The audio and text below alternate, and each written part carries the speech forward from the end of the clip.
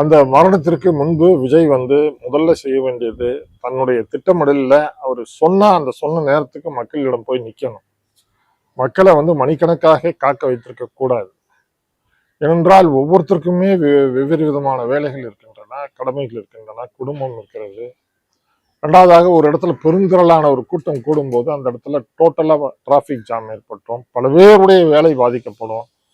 ஒரு ஹாஸ்பிட்டலுக்கு போக முடியாது, ஒரு முக்கியமான இடத்துக்கு போக முடியாது. இது மாதிரியான பல நெருக்கடிகள் ஏற்படும். அதனால தன் ஒருவனுக்காக பெருந்திரளான மக்கள் சிரமப்படுறத வந்து அவர் வந்து கண்டிப்பாக அடுத்த முறை தவிர்க்க வேண்டும். அவரு மிகவும் காலதாமதமாக போகுது ஒண்ணு தான் போற இடம் வந்து பாதுகாப்பான இடமா பொதுமக்களுக்கு அப்படின்றத அவர் உறுதி பண்ணணும். கட்சி நிர்வாகிகிட்ட பேசி நீங்க எவ்வளவு அந்த இடம் இருக்கு, என்ன ஏது, எனக்கு போட்டோ எடுங்க, போட்டோ எடுத்து அனுப்புங்க, வீடியோ எடுத்து அனுப்புங்க அப்படின்னு கேட்டு அவர் முடிவு எடுக்கணும். சரியான கேள்வி கேட்டீங்க.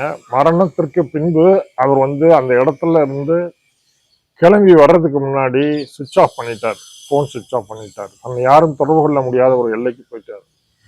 அப்படி போயிருக்க கூடாது. அவர் வந்து அவரை பின்தொடர்ந்து 15 கார்கள்ல நிர்வாகிகள் வந்தாங்க.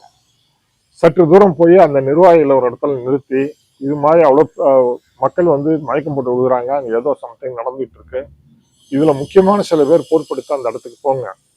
நம்ம கட்சி நிர்வாகிகள், நம்ம லோக்கல் நிர்வாகிகள் எல்லாருமே அந்த ஸ்பாட்ல இருந்து பாதிக்கப்படுற மக்கள் சுத்தி வட்டாரத்திலேயே நிறைய தனியார் மருத்துவமனைகள் இருக்கு, அப்போலோ மருத்துவமனை உட்பட பல முக்கிய மருத்துவமனைகள் பக்கத்துல இருந்திருக்கு.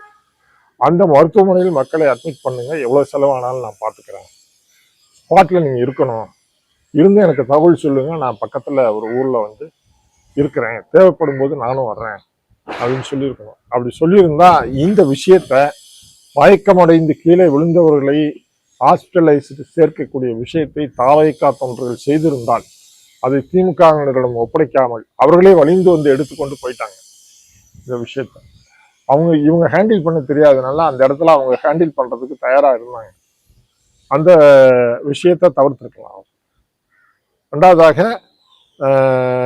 உடனடியாக அன்னைக்கே வந்து இது தொடர்பாக தன்னுடைய மனதில் இருக்கிறத அவர் பொதுமக்கள் மத்தியில் ஒரு வீடியோ பேசியிருக்கணும். அவர் கையிலேயே ஐபோன் வச்சிருக்கிறாரு, இரவோடு இரவாக அந்த விஷயத்தை பற்றி அவர் பேசியிருக்கணும். அதுதான் வந்து ஒரு அரசியல் தலைவனுடைய அடிப்படை கடமை. நீங்கள் 1 மணி நேரம் 2 மணி நேரம் நீங்கள் வந்து நீங்கள் ஒன்றும் பேச முடியாமல் இருந்தாலும் கூட இரவு முழுக்க நீங்கள் வந்து அப்படி ஒரு இருக்கிறதுன்றது வந்து பொது வாழ்க்கைக்கு வர்றவங்களுக்கு சரியான அணுகுமுறை அல்ல.